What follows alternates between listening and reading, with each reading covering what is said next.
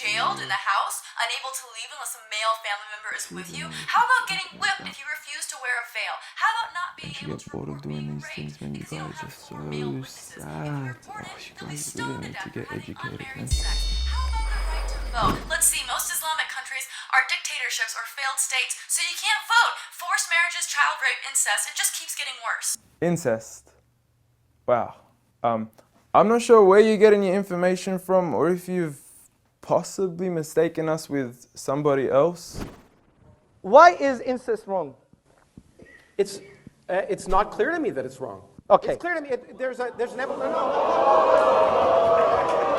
In all honesty, I'm not here to make a mockery out of you. I'm not here to criticize you. I'm not even here to question your intelligence. All I'm here to do is to give you advice.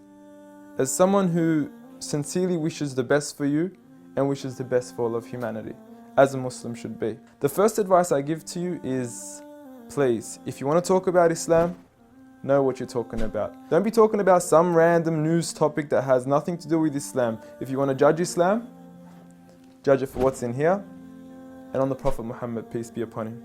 Speaking of the Prophet Muhammad, peace be upon him, I noticed your failed attempt at trying to draw him. I know it's worked for many others and it's made them really, really famous before, and I'm not sure if that's what you were trying to do, but please, give it up. I honestly want you to stop wasting your time and rather spend your time wisely in trying to find out who this man is. Find out what made this man the most influential man in the world. Find out what made this man one of the greatest lawgivers, the greatest lawgiver of all time. Find out what made this man the most perfect example to walk the earth. A mercy, not only to mankind, but every form of creation. This is a man who little children would run up to him because they knew how merciful he was. They knew that he would take them seriously despite their age. When he was visited by children, he would pat them on their head, while the fathers of others wouldn't even kiss their own children. At a time when people were burying their daughters alive, he was the one who gave honor to daughters. He was the one who gave honor to women. He was the one who promised paradise for the one who raised one daughter righteously. A man who would treat the poor the same way he would treat the rich.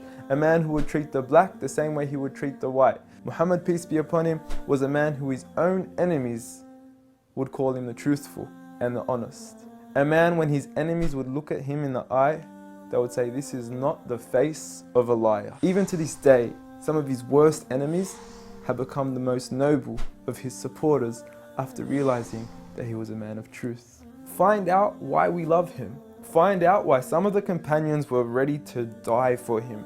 I don't say this lightly, I mean they actually threw themselves at arrows whenever the enemies would try to assassinate Muhammad, peace be upon him. I ask you to read into the story of a companion by the name of Khubayb, may God be pleased with him, when he was crucified and tortured.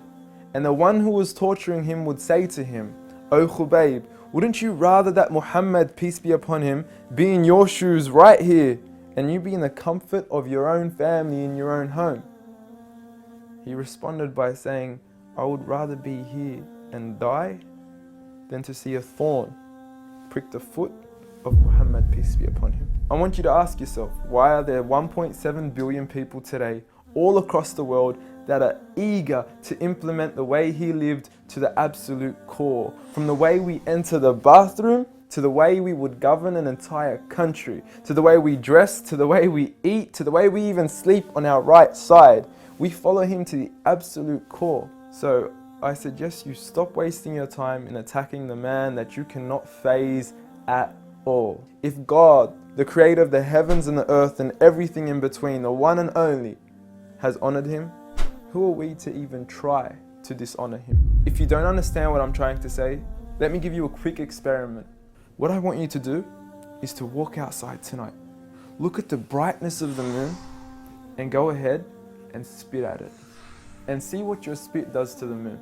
The same way that your spit doesn't affect the brightness of the moon, the same way that your spit doesn't even reach the moon, the same way that your spit doesn't even faze the moon, is exactly what you're doing when you even try to attempt to dishonor Muhammad, peace be upon him. And if anything, when you do try to spit at the moon,